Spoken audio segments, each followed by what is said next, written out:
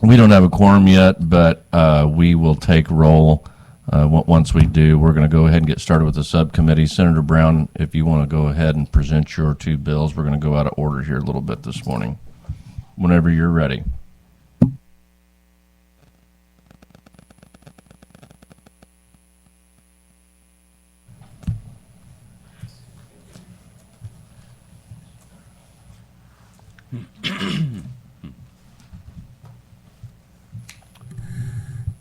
For the record, I am Ben Brown, Senator for the 26th District, and I'd like to thank the committee for the opportunity to present Senate Bill 327, the Missouri Dentist and Dental Hygienist Compact. The DDHC is an interstate occupational licensure compact. Interstate compacts are constitutionally authorized, legally binding, legislatively enacted contracts among states. This compact enables licensed dentists and dental hygienists to practice in all states participating in the compact, as opposed to obtaining an individual license in every state that they want to practice in. Additionally, it guarantees that each state's licensing requirements and disciplinary functions remain with each state's dental board. Missouri is a member of over 50 compacts, and I will mention just a few recent ones that are very similar, if not identical, to the one in Senate Bill 327 for dentists and dental hygienists. Here are just some of the occupational compacts that the Missouri legislature has authorized for a state's healthcare professionals to have the option to participate in if they choose. All these compacts are designed in the same manner and with the objective of improving access to healthcare for citizens and giving those healthcare providers who choose the flexibility to have license portability to be able to practice in other states without having to take another expensive exam and then wait for the results before they can begin practicing. There's the Licensed Professional Counselors Compact enacted in 2023, the Interstate Medical Licensure Compact also in 23, Social Workers Compact in 23, Audiology and Speech-Language Pathology Interstate Compact from 2022, Occupational Therapy Licensure Compact from 2021, and I will spare the committee from going over another 50 or so compacts that are currently in existence. This compact has already been enacted in 10 states, including 3 that directly border us, Kansas, Iowa, and Tennessee, with more bills still moving through the state legislatures in 2025. This compact became effective once it had been adopted in 7 states. I spent 2 years as the vice chair of the committee that previously dealt with professional registration issues. And out of all the bills we heard, I believe the ones that cut red tape while also reducing barriers to quality health care were among the most impactful. Last year, an identical bill was voted unanimously out of the Senate Committee on Government Accountability. This bill would also give our hardworking and dedicated healthcare professionals a break on the additional investment of time and money associated with having to take multiple tests in order to have the mobility to practice their trade in a different state. There are many organizations here to support this compact, including Matt Schaefer from the Council of State Governments, who has worked on passing similar compact bills in 10 other states. He's a great resource for anyone seeking more information on the technical aspects of this bill, as well as what has been passed elsewhere. Thank you, and I'd be happy to answer any questions. Thank you, Senator. We're going to pause real quick and do take roll. The Senate Committee on Emerging Issues of Professional Registration is being called to order. I should call the roll. Chairman Brown. Here. Senator Berger. Senator Brown. Here. Senator Hough. Senator Lewis. Senator McCreery. Here. Senator Schwartz. Here. We have a quorum. Remind you when a witness is about to speak, he or she should introduce themselves and address their comments to the committee. Witnesses need to keep their comments relevant to the bill being heard. Each witness must complete a witness appearance form and leave it on the desk. Only individuals or organizations testifying in person will be recorded in the committee minutes. Members of the committee, remember to speak into your microphones so those listening online can hear what you're discussing. After the sponsor presents a bill, we proceed first with those testifying in support, followed those in opposition, and concluding with those testifying for informational purposes only. Today we have 4 bills. We're going out of order here. This bill that we're hearing right now is Senate Bill 327. Are there any questions for the senator? Seeing none, first witness testify in favor of the bill. Whenever you're ready, please come forward.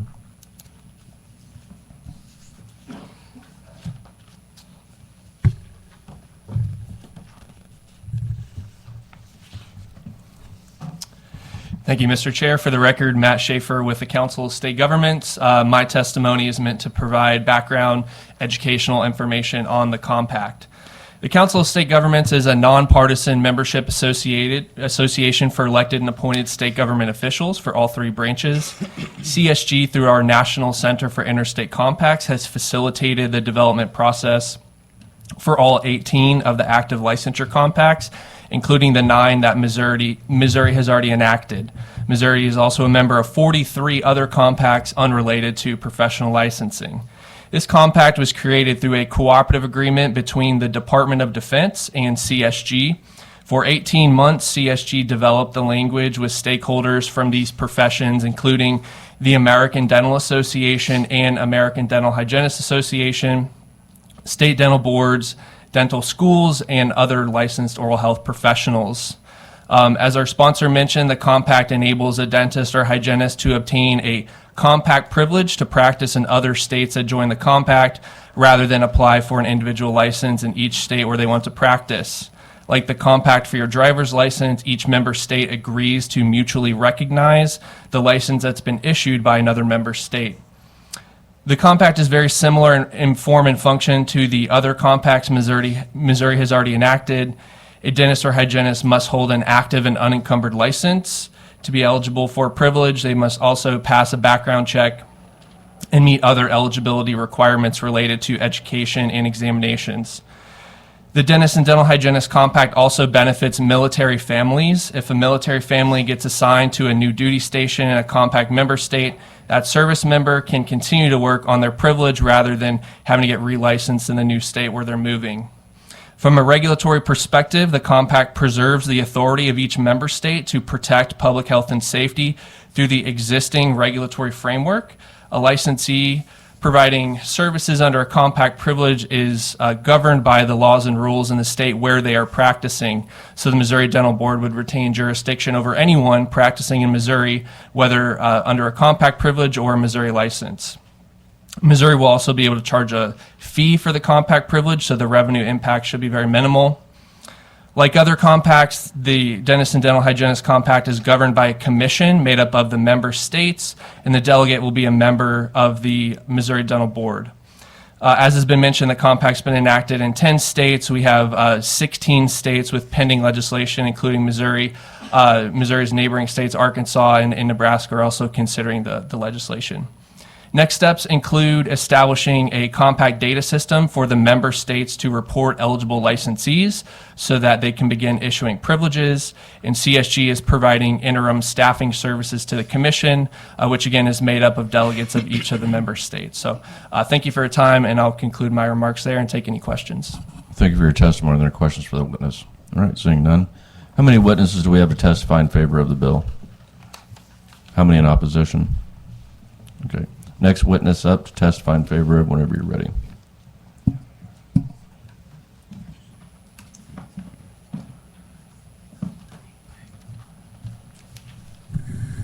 Thank you.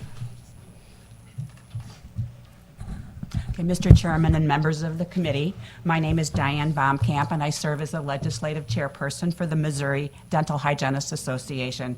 I've been a clinically practicing dental hygienist almost 56 years. Our association strongly supports Senate Bill 327, as most states now need more dental providers to provide oral health care, as patients are waiting longer for appointments, and as in many rural areas, are not getting the care that they need. Missouri borders 8 states, and having policies in place to help the portability, yet provide for quality care, helps the citizens of our state. I was one of those Navy wives who had to get several licenses. Within a year, I took 3 state dental hygiene clinical exams to be able to work in Wisconsin, Missouri, and California. Then 6 months later, my husband was transferred to South Carolina, but I was not able to work there because by the time I had gotten my license, we were being transferred again back to California. In addition, it was another expense that was difficult for us to afford at the time. We were newlyweds, and we were pretty poor at the time, too. I think your committee is likely more familiar with the licensure compacts, more so than any of us testifying, because you have dealt with them before and see the benefits of making Missouri a welcoming place for the many needed healthcare workers. Note that the compact does not allow for changes in scope of practice nor laws governing our profession, so these will stay the same. So please support this dentist and dental hygienist compact noted in Senate Bill 327, as we need and we want to provide more dental care for your constituents. And this is one way to make the process easy, yet continue with our high standards of care. Thank you. Thank you for your testimony. Are there any questions for the witness? All right, seeing none. Next witness to testify in favor of, whenever you're ready, please come forward.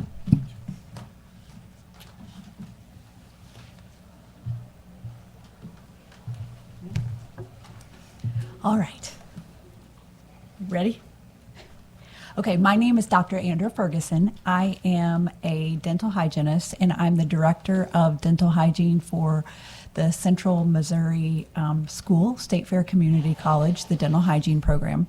And as Diane mentioned, our state is deficient in providers for dental and dental hygiene services.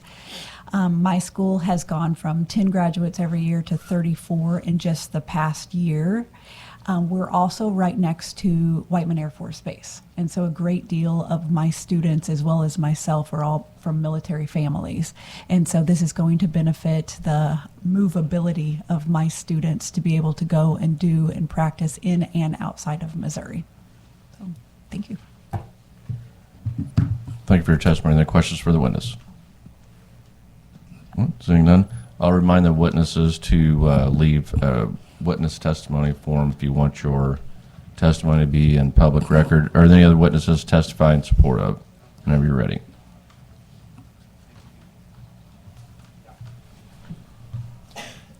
Good morning. I'm Gary Harbison. I'm the Executive Director of the Missouri Coalition for Oral Health. We are a nonprofit dedicated to improving oral health for all Missourians.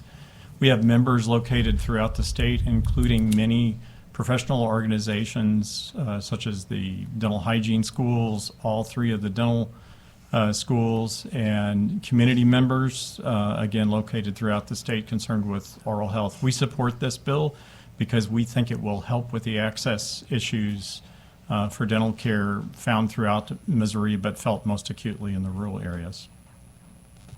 Thank you for your testimony. Are there any questions for the witness? All right, seeing none, next witness to testify in support of, whenever you're ready, please come forward.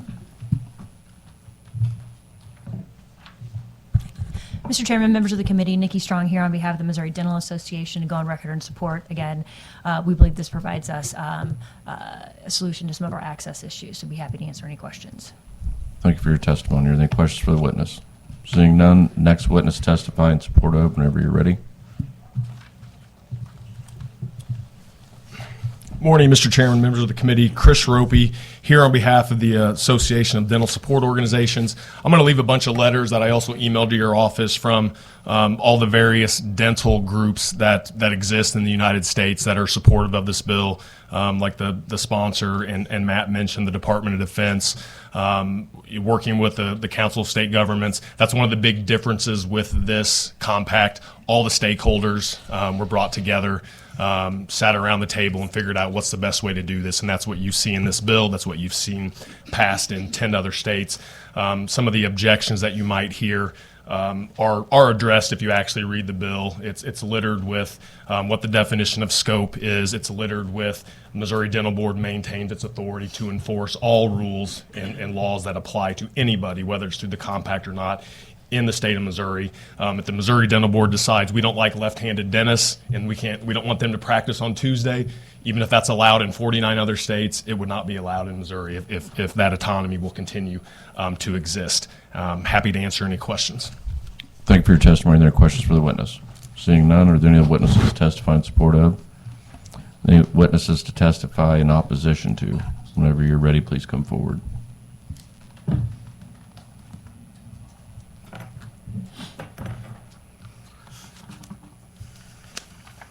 Good morning.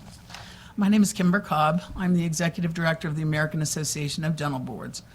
We are here today because we have grave concerns about the vague and open language in HB 327. As a practitioner, educator, and former military wife, I personally share those same concerns. The Council of State Governments is here today to advocate for SB 327. We oppose that compact for several reasons. I'll be brief in the interest of time, but I'm glad to provide additional information after the hearing. I would like to clarify that this compact differs significantly from the medical compact referenced. That medical compact is licensure-based, whereas HB 327 is a privilege-based model. And according to statute 332.321, Missouri statute, the Dental Board of Missouri only has purview and authority over actual license here in the state. Our concern mostly rests with the dilution of the current standards in the profession that would significantly impact public protection. We represent the regulators in the profession, and we see the handiwork and harm to the public that occurs on a regular basis. They have to take action on licenses because of that harm to the public. These items fill many long agendas at their meetings regularly. Our concerns are related to the dilution of the current standards, related to particularly hand skills examinations. This key exam that has existed for over a century and is required by the majority of state dental boards in the country and accepted by 50 of 53 jurisdictions would be replaced potentially by a computer exam that does not require any hand skills. Currently, in clinical hand skills exams, 1% to 2% of new graduates do not pass that exam and require either further remediation or an alternative career option. If they're able to pass a computer exam, these graduates who are not, in fact, ready to practice would be able to do so via this bill.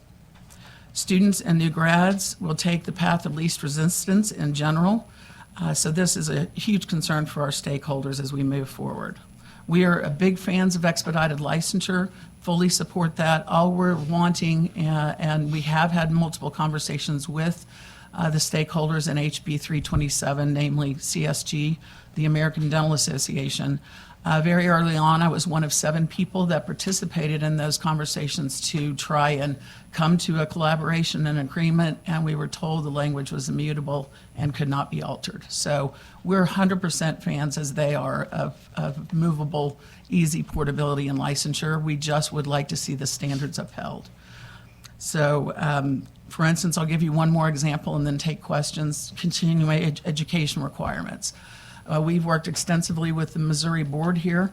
We're not here on their behalf today, but they've established fairly rigorous continuing education requirements to determine continued competency. Under HB 327, or excuse me, SB 327, these remote practitioners would not be required to adhere to those CE standards. So that's been another big concern of our stakeholders, particularly in this primary area of both discipline and competency. So with that, again, I have other information I can provide later, but happy to answer any questions.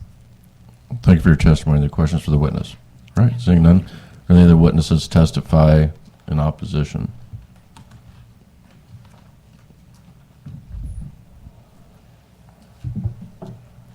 Good morning, Chairman Brown and committee members.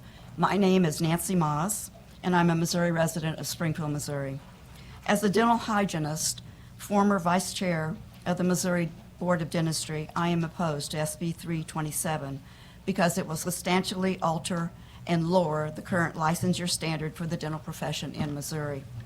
As a longtime regulator and dental hygiene examiner, I'm most worried that a hand-skilled examination will not be required. There is no doubt that the supporting organization of this bill, the American Dental Association and American Dental Hygienists Association, will place a computer exam they've developed as a required licensure exam for SB 327 via the alternative compact. This will effectively eliminate the hand skills exam that is currently required or accepted in 50 of 53 jurisdictions in this country, because dental and or dental hygiene students will always opt for the easier examination. I can tell you, as a dental hygiene student way too many years ago, I'd like to admit here today I might have taken the same option. Now, after many years as an examiner and a state board member, based on what I've seen regarding harm to the public, this would be the worst scenario for the profession today. I certainly would not want my grandchildren to be left with this legacy. The hand skill requirement has been in place for over a century and is required by the majority of state dental boards to determine competency of practitioners to protect the public. Via my tenure as an examiner, I have seen data that support 1% to 2% of students taking the current hand skills examination never pass the exam. Therefore, they will likely pass a computer examination, yet may not be able to demonstrate the required hand skills needed to continue to protect the public in Missouri. These remote practitioners are also not required to complete the continuing education requirements, as was said before, established by the Missouri Board of Dentistry to ensure continuing education competency. Not only do these scenarios have created two different sets of licensure requirements in the state, there may be possible harm to the Missouri public by practitioners who aren't qualified to use these hand skills in practice. I will take any questions. Thank you for your testimony. Are there any questions for this witness? Seeing none, are there any other witnesses testifying in opposition to this bill? All right, Senator, do you have any closing comments? Just once again, I'd like to thank the committee for the opportunity. Okay. Before we move on, since we have a quorum here, we're going to go into executive session. I make a motion to move into executive session. I have a second. We are in executive session. I move that Senate Bill 431 be brought before the committee. Do I have a second? I have a second. All those in favor say aye. Opposed, no. The ayes have it. The bill is before the committee. I move that Senate Bill 431 be voted out of committee. Do pass. Do I have a second? I have a second. This is Senator McCreery's bill. She presented this. Senate Bill 431. This bill modifies the requirements for licensure as a speech pathologist. Senator McCreery, would you like to further explain that? No explanation needed. All right. Is there any discussion? Hearing none, Ashley, call the roll to vote Senate Bill 431 out of committee. Do pass. Chairman Brown. Aye. Senator Berger. Aye. Senator Brown. Aye. Senator Hough. Aye. Senator Lewis. Aye. Senator McCreery. Aye. Senator Schwarr. Aye. 7-0. 7-0. It's anonymous. By your vote of 7-0 or 7-0, the motion carries. I now move that Senate Bill 292 be brought before the committee. Do I have a second? I have a second. All those in favor say aye. All those opposed say no. The ayes have it. The bill is before the committee. This is Senator Cindy Crawford presented this bill 292. I have a committee substitute which has been distributed ending in .03C. The committee substitute was sent to the committee members yesterday. This bill makes regulatory changes to the distribution of controlled substances to include outpatient facilities owned and operated by a hospital. I now move for the adoption of the committee substitute. Do I have a second? I do have a second. Is there any discussion on that? Hearing none, all those in favor of adopting the committee substitute say aye. Opposed, no. The ayes have it. The substitute is adopted. I now move that Senate Bill 292 be amended by the committee substitute be voted out. Do pass. Do I have a second? I have a second. Is there any discussion? Hearing none, Ashley, call the roll to vote Senate Bill 292 out of committee. Do pass. Chairman Brown. Aye. Senator Berger. Aye. Senator Brown. Aye. Senator Hough. Aye. Senator Lewis. Senator McCreery. No. Senator Schwarr. Aye. 5-1. 5-1. Yep. By your vote of 5-1, the motion carries. I now make a motion to move out of executive session and resume regular hearing. I have a second. We are now back in our regular hearing. Senator Brown, if you don't mind, I'm going to go ahead and present my bill next because a lot of the witnesses are the same as what we previously heard with your bill.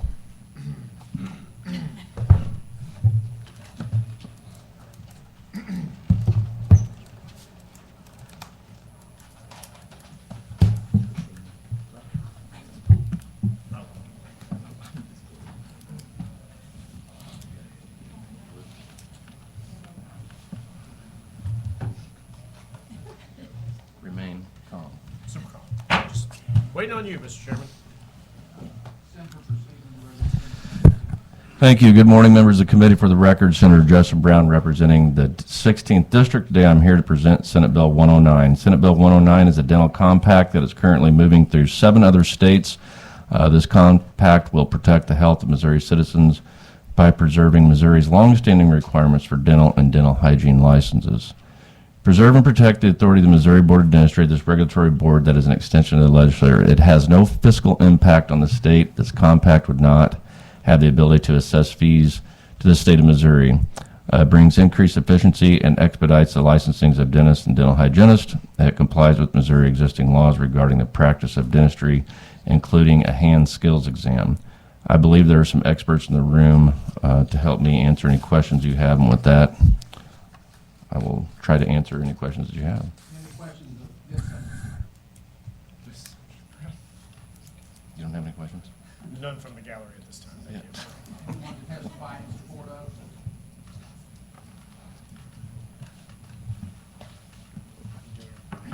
Yeah, thank you.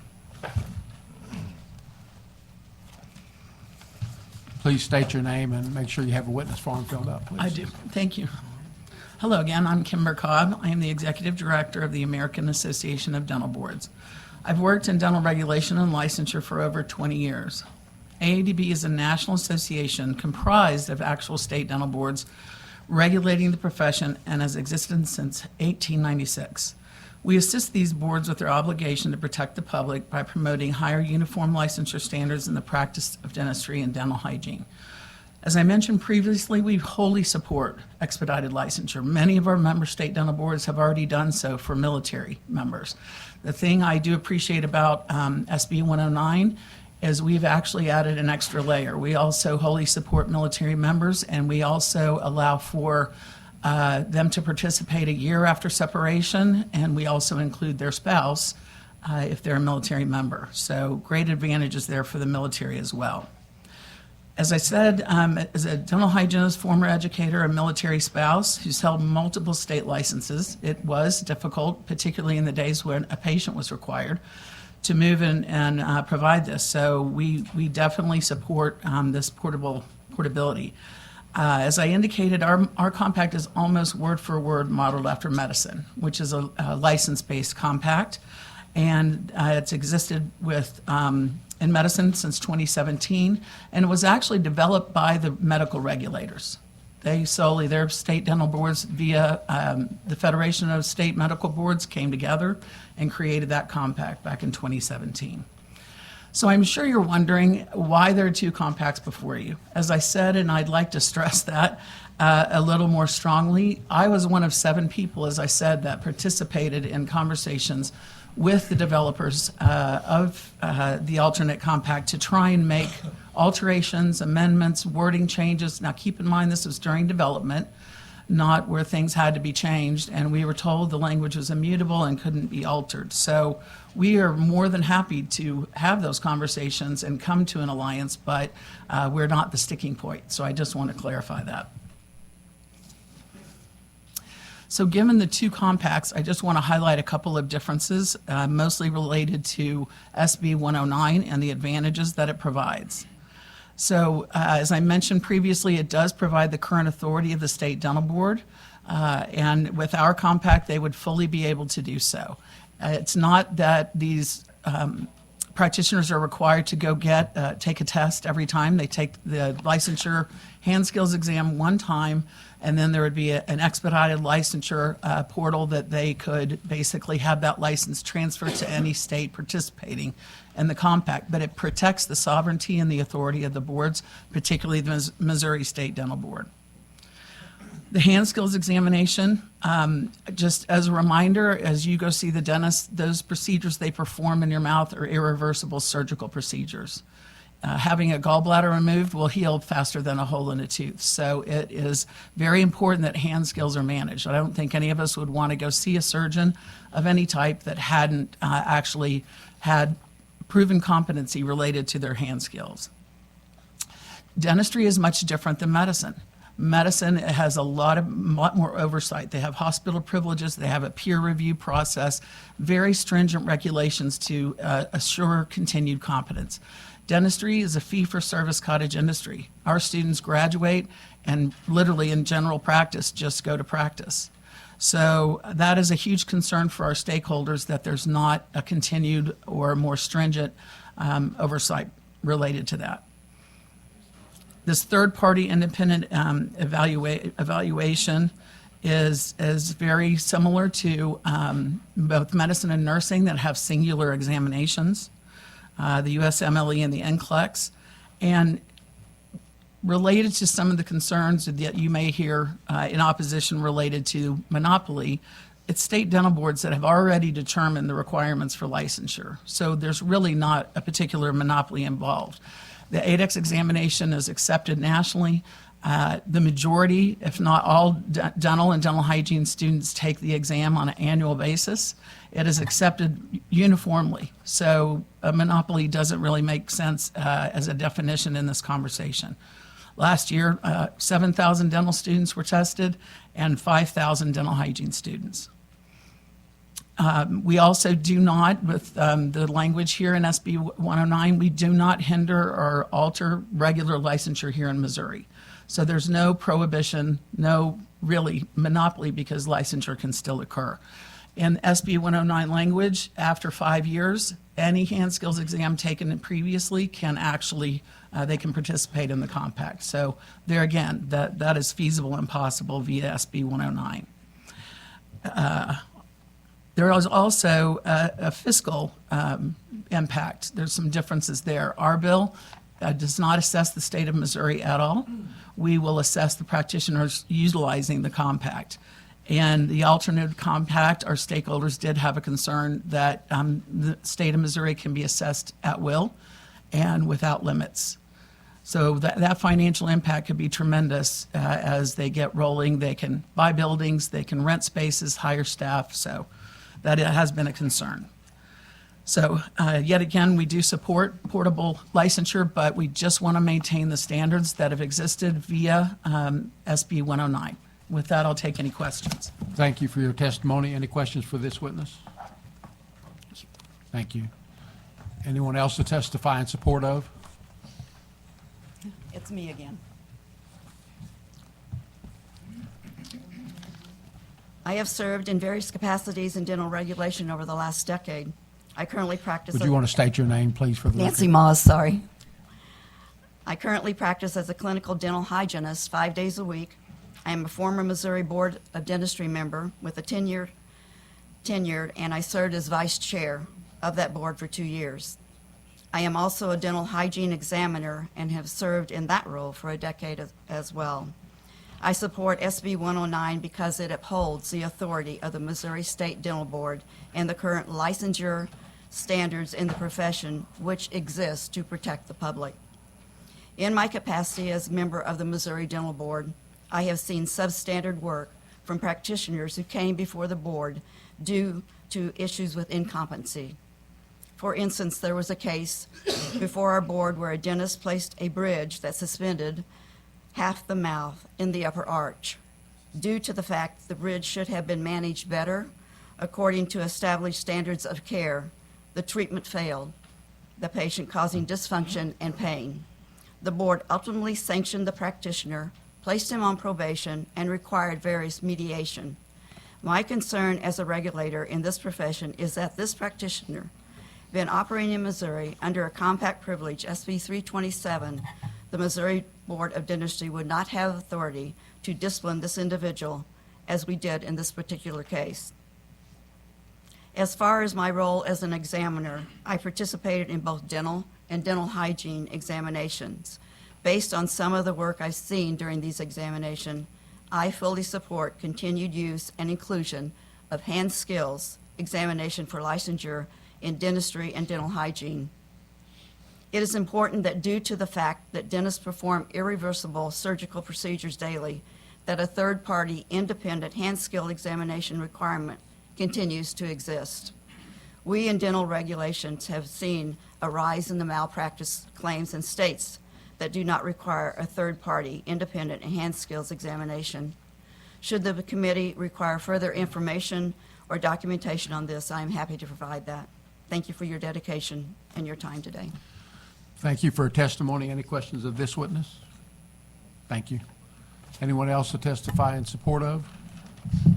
Now in opposition to?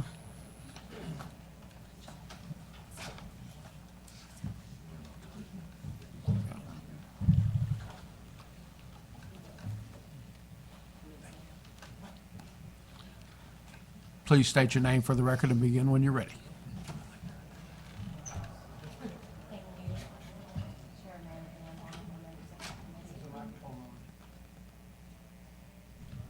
Is it now? Yes. Good morning, and thank you for letting me be here. My name is Rochelle Cobbler. I am here on behalf of the Central Regional Dental Testing Services, otherwise known as credits. I am here in opposition of SB 109, the ADEX Monopoly Compact, and here on behalf of our board and leadership.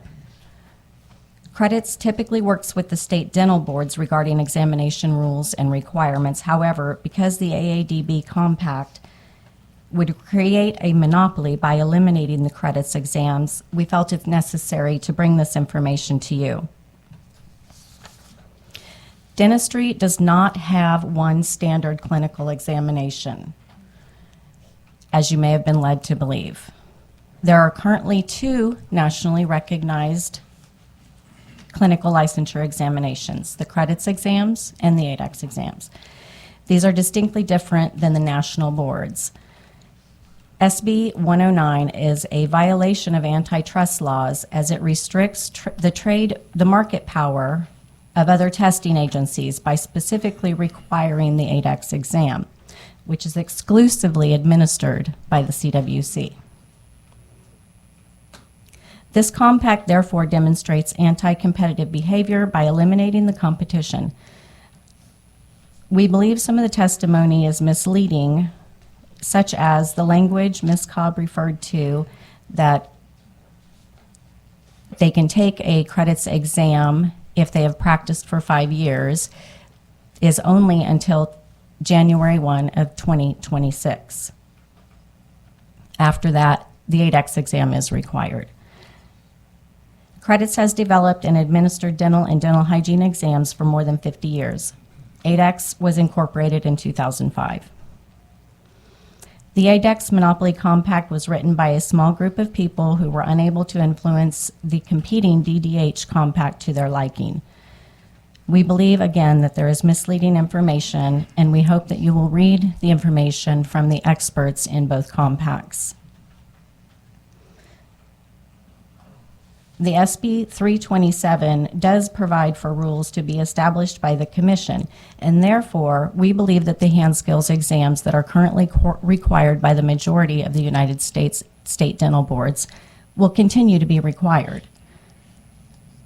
Right now, 7 of the 8 states bordering Missouri accept and test with credits. Oklahoma, a founding member of credits, also accepted credits until 2023, when the AADB engaged the Oklahoma State Dental Board executive director and attorney to write the AADB compact. As you will hear, this monopoly creates a burden for Missouri dental hygienists, as credits is the main exam for dental hygiene in Missouri. Representatives from credits member states have concerns about conflicts of interest as well. The AADB, ADEX, and CWC are the 3 agencies pushing this legislation. The AADB and CWC share employees, and CWC has been publicly recognized for the large donations to AADB, allowing them to hold meetings and lobby this ADEX monopoly compact. Credits leadership and state dental board members have requested the AADB add credits to the compact language and not create a monopoly for CWC ADEX. AADB's response was that the choice was intentional and strategic, and the language was immutable. By its own admission, the AADB did not compare the quality or validity of the 2 remaining clinical licensure exams or consult any other testing agency, and only a handful of the state dental boards were in attendance when the drafting of the compact took place. Credits is made up of 23 state dental board members, and when we polled our state dental board members, more than half of them said that they had not been contacted or participated in the writing of that compact. On behalf of Credits Testing Agency and its state dental board membership, please consider this testimony along with the facts presented in the other opposing testimonies and vote no to SB 109. Please do not help a small fraction of people create a monopoly that will have a negative impact on dental professionals and possibly put another agency out of business. Thank you. Thank you for your testimony. Any questions of this witness?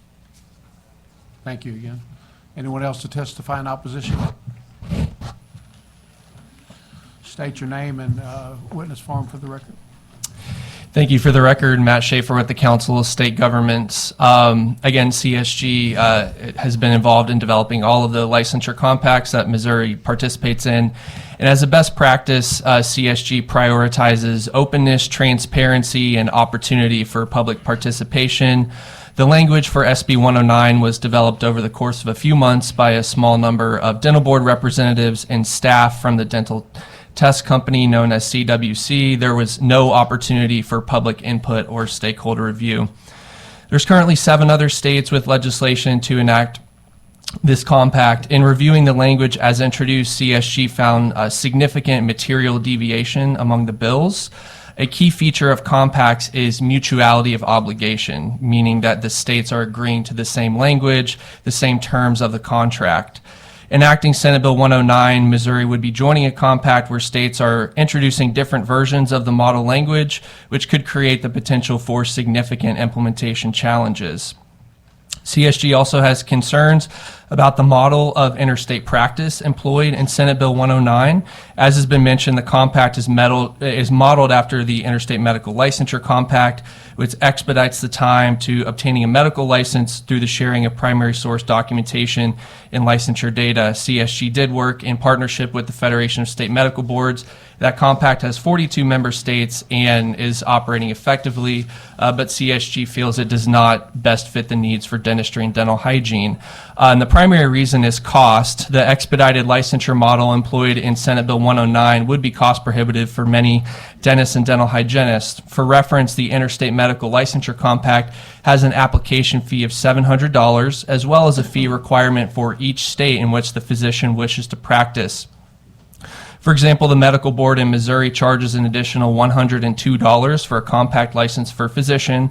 So a physician seeking licensure in Missouri is required to pay over $800. This is substantially more expensive than any other licensure compact that Missouri has enacted. By enacting Senate Bill 109 would likely be very cost prohibitive for dentists and hygienists, which would minimize the potential impact to the workforce. In order to be effective, multiple states must join a compact. At this point, 0 states have enacted the language in Senate Bill 109. Enacting Senate Bill 109 would leave Missouri on an island by themselves, as the majority of neighboring states have joined or have legislation pending to join the dental compact previously discussed in SB327. Thank you, and I'll take any questions. Any questions of this witness? Thank you for your testimony. Anyone else to testify in opposition to? Please come forward and start when you're ready.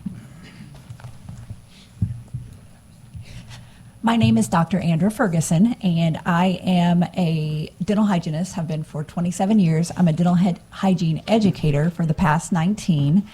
I represent the Central Missouri School, State Fair Community College. And as I mentioned before, my students have more than tripled in number in the past year because Missouri is deficient in providers. My students take the opposing test. So the reason for that is we've invited ADEX on many occasions to come to our school, and due to our size and other cost-related reasons, ADEX has not been offered at our school. And so if students have to take the ADEX to practice in a state that it must, they've got to find a place that's taken it, haul all the equipment there, spend the money for overnight, plus it costs extra money to be an outside source.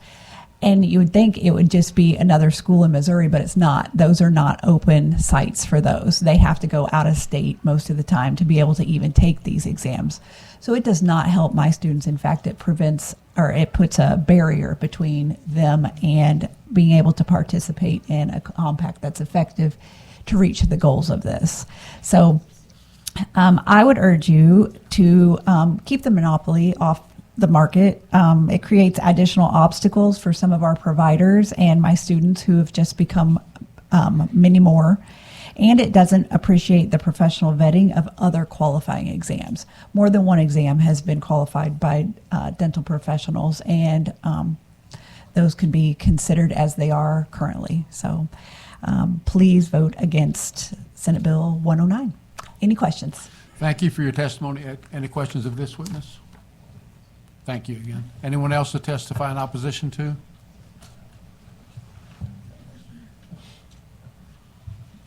Please start when you're ready.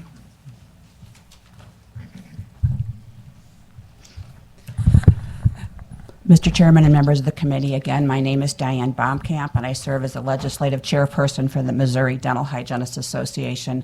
I am a past president of the Missouri Dental Hygienists Association and of the American Dental Hygienists Association.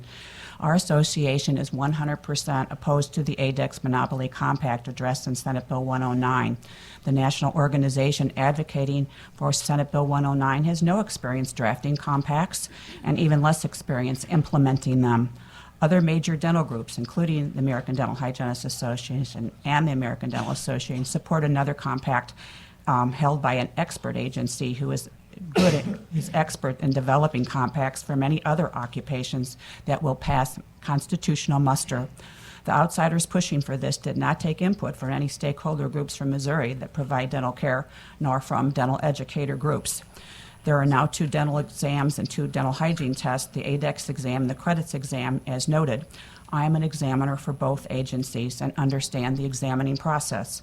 Both of the dental hygiene exams are very good and very similar, but this bill only allows for the one, the ADEX exam.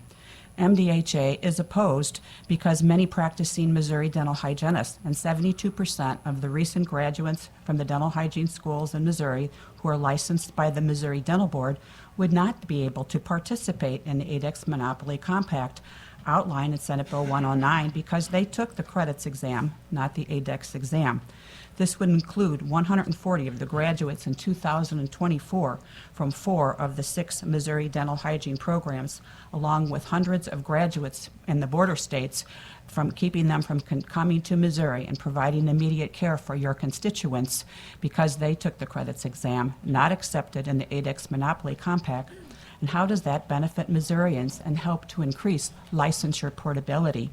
Those 10 other states that have already passed the exam includes those 3 states, Iowa, Kansas, and Tennessee, are right next to us, but the ADEX Monopoly Compact has not passed in any state. Competition is a good thing in dental testing, just as it is in other businesses. It's good for consumers, the candidates to be tested, the Missouri dental and dental hygiene educational programs, and the dental boards. Allowing one testing agency to have the sole authority on the testing market does not benefit patients nor Missouri dental professionals because it does create a monopoly by that testing agency. We need more dental professionals in Missouri. We now have 107 of the 114 counties in Missouri and the city of St. Louis who do not have enough dental providers. So restricting licensed dental providers will not help. Please vote in opposition to Senate Bill 109, which will unnecessarily prohibit many practitioners from the licensure portability that a dentist-dental hygienist compact should be trying to improve. Thank you. Thank you for your testimony. Any questions of this witness?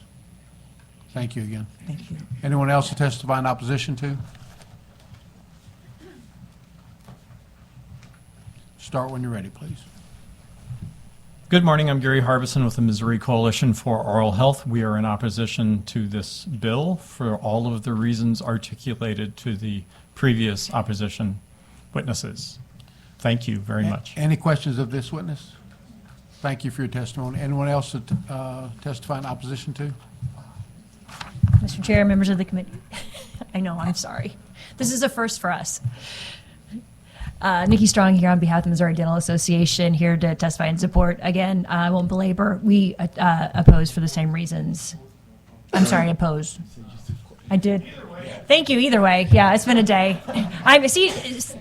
Senator Brown's making me really nervous testifying against this bill. So no, we are in opposition for the same reasons that were previously stated.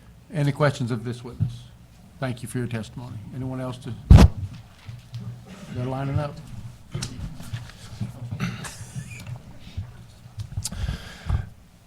Mr. Chairman, members of the committee, Chris Ropey here on behalf of the Association of Dental Support Organizations, and I've heard a lot of testimony today. I'm going to try to get through this as quick as possible. I have another stack of letters from those who actually are in the dental profession opposing this legislation. I think the first thing that was mentioned that is a little off base for how things work in reality is this conversation about the so-called hand exams that I think everybody needs to understand. First of all, the example that keeps getting brought up with nurses and physicians, they don't take a hand exam. And there's a reason. We don't say, hey, why don't you go practice doing brain surgery, and then we'll see if you should be licensed to go do brain surgery. That's not how it works. The witnesses who support this bill, they should know that when you graduate from a CODA dental school or a CODA dental hygienist school, you have hours and hours, years and years of experience doing those clinical procedures and exams. You are not graduating from one of those schools. You're not graduating from UMKC Dental School if you are not prepared to go and be inside somebody's mouth with your hands. The misnomer about the hand exam, it's a mannequin. It looks like a robot. The examiners don't actually watch the candidate for licensure use their hands. It's just a before and after. So it's a scare tactic to try to make people, legislators think they need to support something that only requires a hand exam, which it is required in most states, and it is required in the state of Missouri. However, why are we getting rid of an option that the Missouri Dental Board currently uses that 72% of last year's dental hygiene graduates, the test that they took, and you're just going to eliminate that as an option? That doesn't serve your constituents. It doesn't serve dentists or dental hygienists. It does the opposite of what a dental compact is supposed to be for. The idea of safety, the hands exam is a purely subjective test. 95% of people pass it the very first time. Some of the other options that other states use for their clinical licensure exam is actually much more difficult. So I don't know why we would want to eliminate tests that are actually harder than the so-called hands exam. You can look at medical malpractice cases that are filed in hand exam only states. The top 10 for most lawsuits are in states that require hand exams only.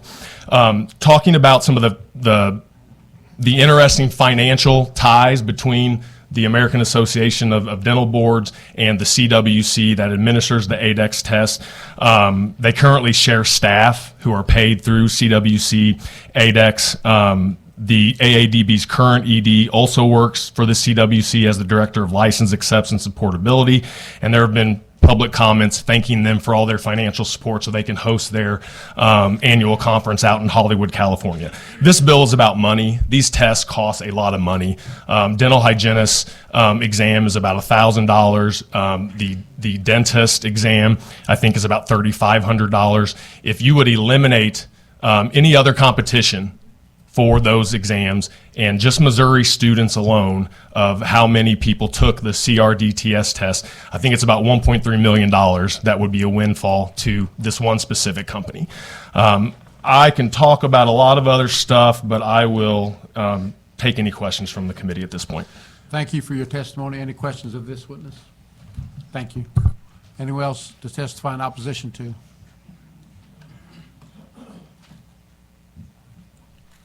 Proceed when you're ready.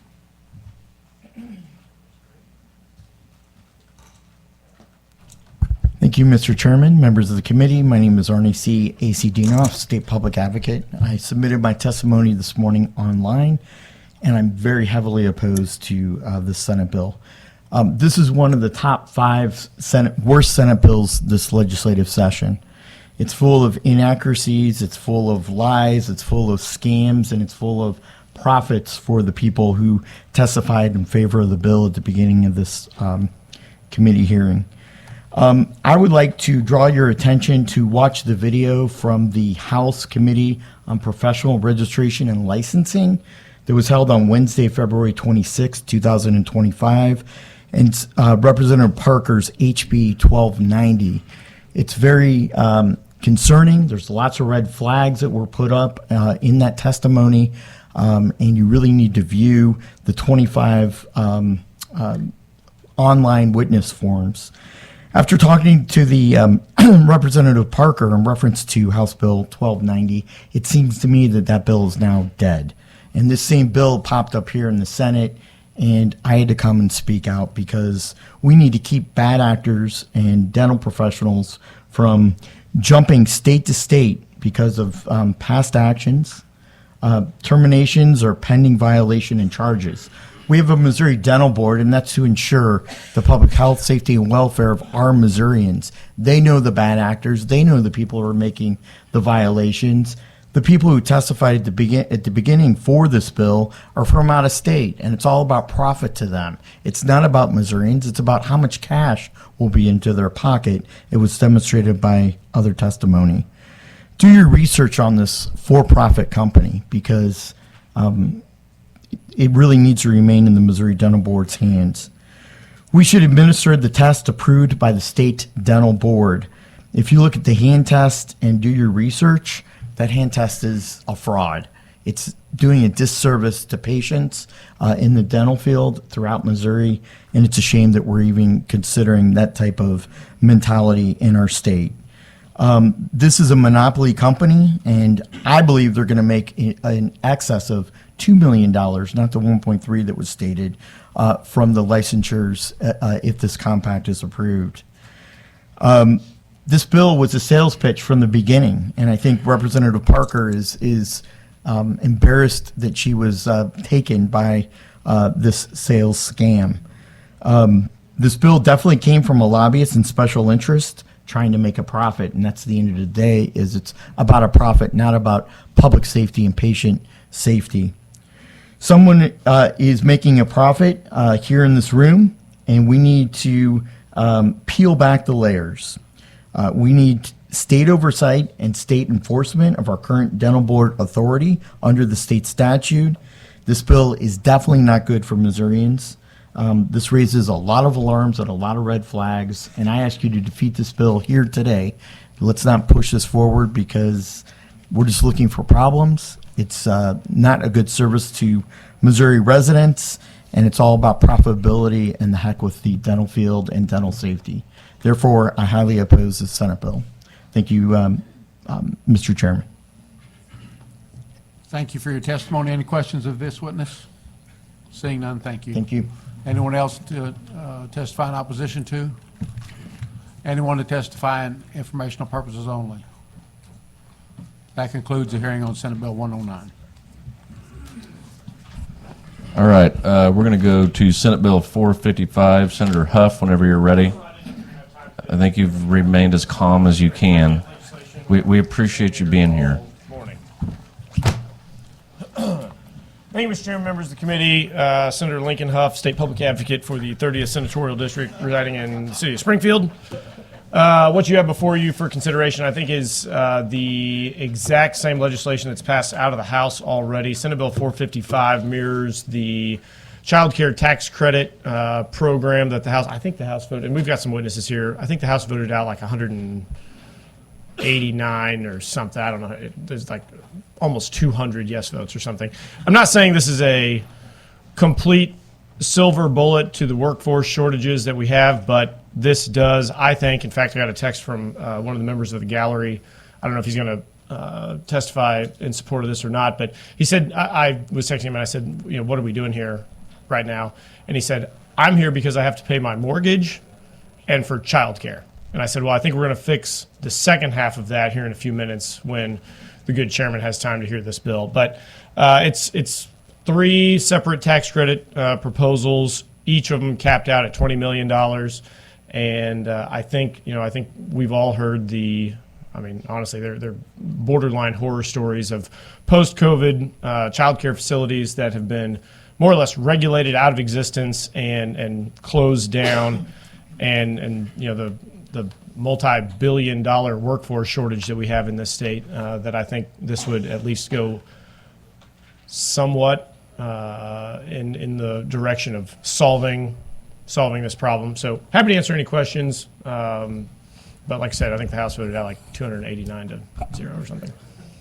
Thank you, Senator. I think this is a you very bet. good bill. Are there any questions for the senator? Seeing none, Perfect. the witnesses testify in favor of the bill whenever you're ready.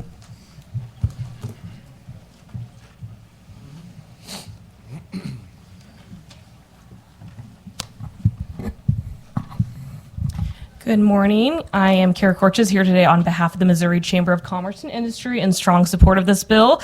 As Senator Hough closely got the numbers correct, this did pass out of the House about 2 weeks ago on a 120 to 34 vote. So very strong bipartisan support. We know that this bill does indeed pay for itself when we know that our state loses out on over $1.35 billion annually due to childcare shortages. So when we look at the $60 million, fiscal impact of this is going to pay for itself in dividends. We just actually got results back from a business leader survey across the entire state, members and non-members, and found that 85% of businesses cite inadequate access to childcare as a key barrier in their ability to recruit and retain workers. So we appreciate Senator Hough's leadership on this because we know that our childcare shortage, it's not just an issue for working parents to figure out. This truly is a statewide workforce and economic issue. Happy to take any questions you may have. Thank you for your testimony. Any questions for a witness? Hearing none, are there any witnesses testify in favor of the bill whenever you're ready?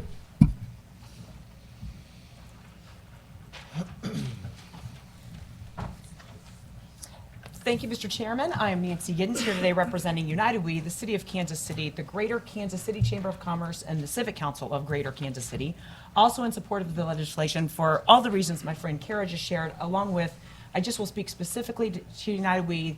That organization's goal is for the advancement for women in economic areas and civic engagement. We all know that women cannot achieve their economic potential if, in fact, they can't access childcare. So we'd like to thank the Senator for sponsoring the legislation. Thank you for your testimony. Are there any questions for a witness? Hearing none, are there any other witnesses Thank you, testify in sir. favor of the bill? Thanks, Nancy.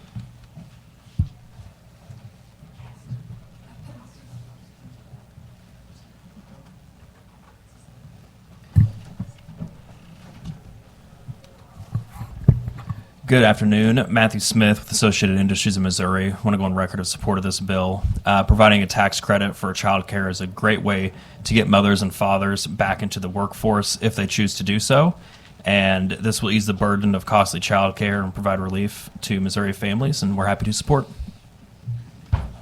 Thank you for your testimony. Are there any witnesses or any questions for the witness? Hearing none, are there any other witnesses testify in favor of the bill whenever you're ready?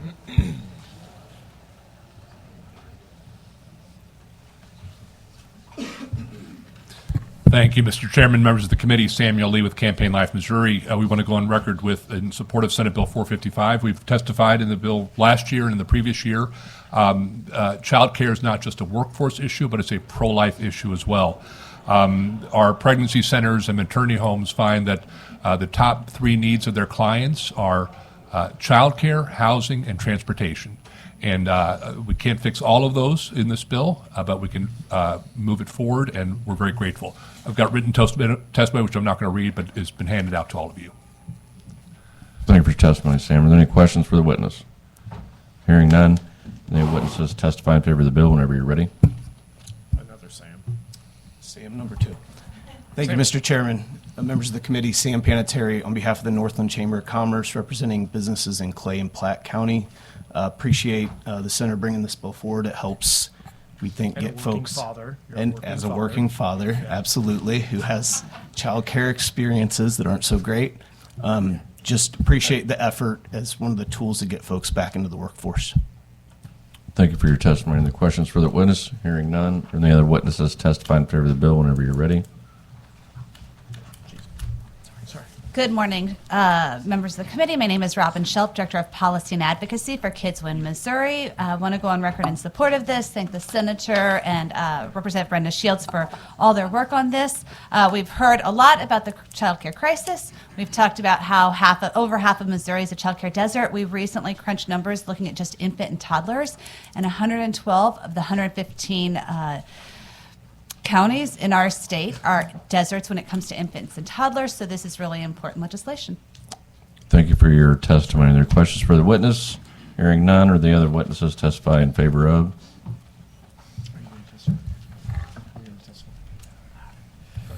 Members of the chair, Mr. Chair, members of the committee, Chance Hepla with Cox Health down in Southwest Missouri. Just want to go on record in support in favor of this legislation. as we're the #1 employer in Southwest Missouri, and we're still facing workforce shortages, and one of those main reasons is childcare.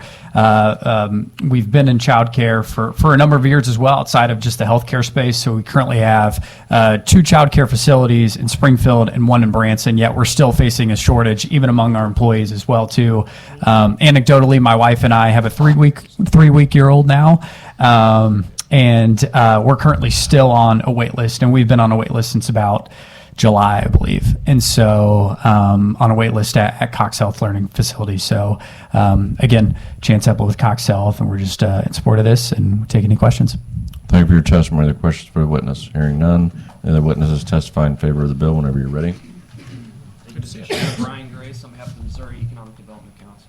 Thank you, Brian. Are there any questions for the witness? Hearing none, or the other witnesses testify in favor of? Good call. Chris Ropey here on behalf of the City of Independence, very supportive of this bill that overwhelmingly passed the House with 422 votes. That's right. Thank you, Chris. Are there any questions for the witness? Hearing none, next witness testify in favor of the bill. Garrett Webb, registered lobbyist for the Missouri chapter of the American Academy of Pediatrics and Aligned. Just wanted to note one thing. We just got a survey back in 2024. 92% of residency spots that were offered for residents in medical residents in the state were accepted, but post-residency we're only averaging about 70% of those folks staying in the state. So we think that this is a tool to increase the medical workforce in the state as well to attract folks to stay. Thank you for your testimony. The question for the witness. Hearing none, are there any witnesses testify in favor of the bill whenever you're ready? Thank you, Chairman Committee. Kurt Wickmer with the Missouri Catholic Conference. I'd like to go on record in support. Thank you for your testimony. There are questions for the witness. Hearing none, next witness testify in favor of whenever you're ready. Mr. Chair, members of the committee, Jack Gamble here on behalf of the Missouri State Alliance of YMCAs, here on record in support of the esteemed senator from Greens. Thank you for your testimony. The question for the witness. Hearing none, next witness testify in favor of whenever you're ready. Hi, I'm Madison Ekrit here on behalf of the Missouri Alliance of Boys and Girls Club. There's 14 organizations and 73 sites for the Missouri Boys and Girls Clubs across the state, and we just want to go on record in strong support of this bill. Thank you. Thank you for your testimony. The question for the witness. Hearing none, are the other witnesses testify in favor of the bill? I think Alex Tuttle wants to come up. Good morning, Mr. Chair, members of the committee. My name is Alex Tuttle. On behalf of University Health out of Kansas City, just want to go on record in support of this bill. Thank you for your testimony. There are questions for the witness.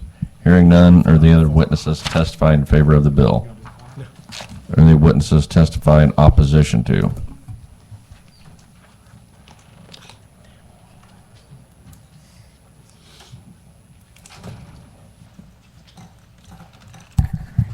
Thank you, Mr. Chairman, members of the committee. My name is Arnie C., AC Dinoff, State Public Advocate. I submitted my form online this morning. I'm against it because Missourians voted in November and sent you a message that said that they're not interested in giving real estate and personal property tax exemptions to child care centers. So I'm opposed to SB 455. We're picking winners and losers. We're picking one issue over another for so many needs of our state. Government cannot be the bailout for every social need of our state. We just can't do it. We have a certain amount of revenue, a certain amount of appropriations, and we just can't do it. The amount of tax credits that the legislature has submitted in this legislative session is out of control. If you take all the Senate bills that have been submitted and all the House bills that have submitted, I would say we'd be about $3 or $4 billion in debt and could not operate our state in a legitimate fashion. We would definitely be in debt. There's a big sales of these tax credits is lucrative. These tax credits are sold on the market to the highest buyer. They're used in addition to tax abatements, but the lucrativeness of these tax credits is unbelievable. There's abuse, fraud, non-enforcement, little to no auditing, and may not be enough return on investment to drive our economy. see here. The legislature has made in a short period of time multimillionaires with these tax credits. I could go on and on about how bad tax credits are, how they make instant overnight millionaires. For an example, in Colombia, there's a father and a son who made millions off of the senior tax credits for senior living apartments through the state legislature tax credit programs. For those reasons, I'm opposed to SB 455. Thank you, Mr. Chairman. Are there any questions for the witness? Hearing none, or the other witnesses testify in opposition to? All right, thank you, Senator. Do you have any Appreciate closing it. comments? Nope. Good. Thank you. All right. Appreciate the time. Next bill up is Senator Ben Brown, Senate Bill 283. Whenever you're ready.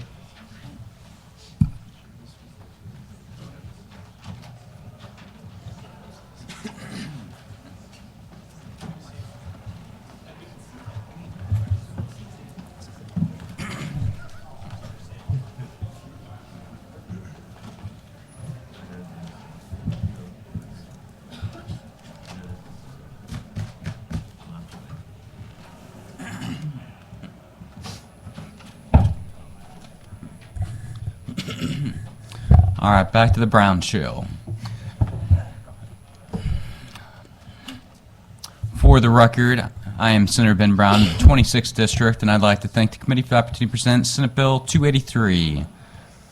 Senate Bill 283 is aimed at helping our state attract and maintain qualified law enforcement professionals. Currently, many areas of our state are facing a dire situation in regards to a shortage of law enforcement officers. Between just Kansas City and St. Louis alone, we have a shortage of over 400 officers. This bill will assist in tackling this issue in a number of ways. One, it supports our officers. Waivers reduce career disruptions for spouses who relocate due to their partner's job, ensuring financial stability and overall family well-being. Two, recruitment and retention. It will be easier to recruit and retain officers if their spouses have greater career mobility. In terms of recruitment, while law enforcement agencies struggle to recruit officers, allowing for licensed reciprocity waivers for spouses makes the position more appealing, indicating that the department and the state values the entire family's well-being. Also, turnover reduction. Officers may leave the agency or decline to transfer if their spouse's career is negatively impacted by relocation. Lastly, encouragement of commitment. Law enforcement agencies across Missouri are investing in training and development for their officers. Losing officers due to family career limitations hampers our ability to maintain our ranks and also wastes agency resources. If passed, the benefits this bill provides to our state would actually extend well beyond the field of law enforcement, including attracting highly trained professionals in other professions that are also experiencing shortages. It would allow the spouses of law enforcement officers to begin contributing to the local economies without burdensome delays. It would also allow spouses of law enforcement officers to maintain their professional momentum and build on their experience and expertise to create more skilled professionals and successful businesses in Missouri. This is one of the governor's priorities, and he specifically called upon the legislature to pass this bill in his State of the State address. This is also nothing new to our state. Missouri state law already grants this exact same reciprocity to military spouses. This provision simply extends the same spouses of law enforcement. So literally all it does is amend the current statute so that anywhere it references resident military spouse, it adds or resident law enforcement spouse. And with that, I'd be happy to answer any questions. Thank you, Senator. I like this bill. The military spouse reciprocity bills, I carried that in 2020 when we did that. So well, that's a great bill as well. It has. It's done a lot in this bill as well. Are there any questions for the witness or the senator? I think none of any witnesses testify in favor of the bill. Whenever you're ready. Good morning, Mr. Chair, members of the committee. Wes Sutton, Director of Budget and Legislation for your Missouri Division of Professional Registration, going on record in support. The bill you were referencing with military spouses from 2020, Senator, we worked together on that. That has kind of helped develop Missouri as kind of the gold standard when it comes to licensure reciprocity in this country, and we are excited to support Senator Brown's addition to it. Happy to take any questions. Thank you for your testimony. The question for the witness. Hearing none, or the witnesses testify in favor of the bill whenever you're ready.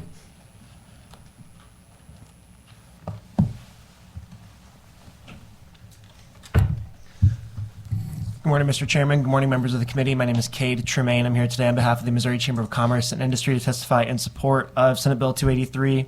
We believe that this bill very well strikes the balance between solving a very professional and personal problem for our law enforcement, and that allowing reciprocity waivers for law enforcement spouses leaves cause for a positive ripple effect on Missouri's public safety efforts. Our current law enforcement will see that Missouri is investing in them and in their families through a professional and a personal lens.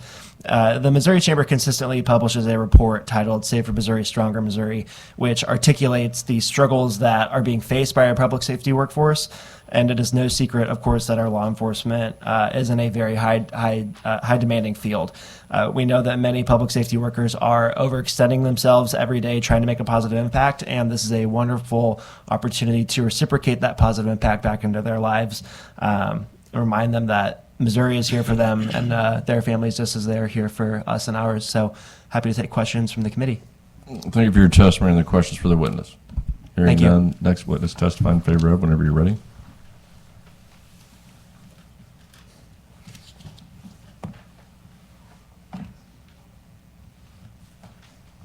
Thank you, Mr. Chairman. I'm Nancy Giddens here today on behalf of United We. We'd also like to go on record in support of the legislation for the license reciprocity issues and the women's impact on economics. Thank you for your testimony and the questions for the witness. Hearing none, are there any other Thank you, sir. witnesses testifying in favor of? Any witnesses testifying in opposition to?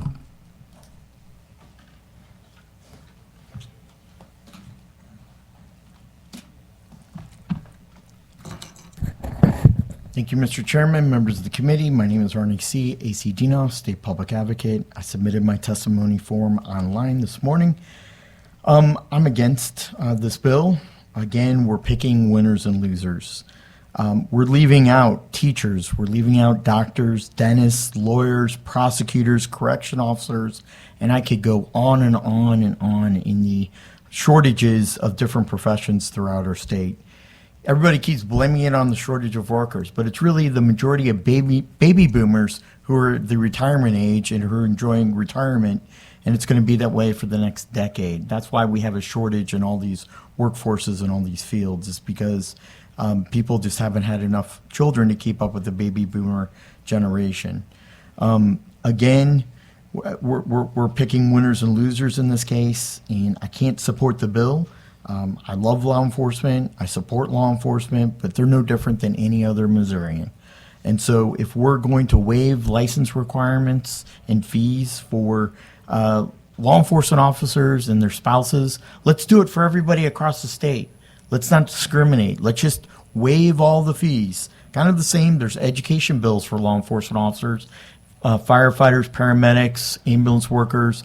If we're going to give free education to those workers and after 10 years of service to their children and dependents, let's just waive the education fee for all in-state tuition of colleges and universities. Let's not pick winners and losers and discriminate one group over another. For those reasons, I do not support this bill. I'll make a comment to that. We're not waiving the license requirement. If they're coming to, this is just expands upon the bill that we had in 2020 with military spouses. They still have to adhere to greater than or equal to the requirements, and it's also up to the licensing board whether they want to do it or not. So that is not correct when you say that we're waiving the license requirement. And I would like to hear from you, Senator, in your closing comments. You don't have to. You can come to my office. But I was assuming this was maybe not all professional licenses, but does include doctors and lawyers in that.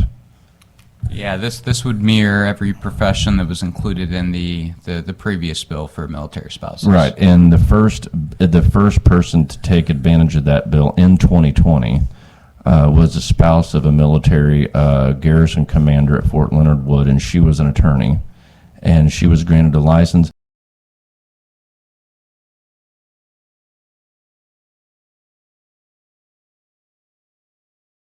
One of the problems we have trying to retain or get people to come to Missouri with a professional license, sometimes it takes way too long. You know, and as an employer of many businesses, we're in my hometown, I think this is great because we do have a business, a veterinary clinic that requires professional license, and that has been a problem of ours over the last decade of recruiting veterinarians out of state here is because of the time that it can take for them, excuse me, to be able to get their license transferred over. A lot of times they do have some reciprocity to practice under another licensed veterinarian, but to a lot of their point and credit, they don't like to do that because it's a lot of liability, and it's been a problem. I wholeheartedly support this bill. Anyway, are there any other questions for the witness? And hearing none, any other witnesses testify in opposition to the bill? Hearing none, Senator, would you like to make any closing comments? No, I think that you laid it out perfectly. I think this is an opportunity for us to not just address shortages in terms of law enforcement officers, but throughout every area of our economy. You mentioned the veterinary clinic and the medical profession, and really all across the board. The labor crisis we're facing is very dire, and anything we can do to help combat that, I think, is a positive thing. Well, I appreciate you bringing this bill forward. With no further business coming before the committee, now make a motion to adjourn. Do I have a second? I have a second. We are adjourned.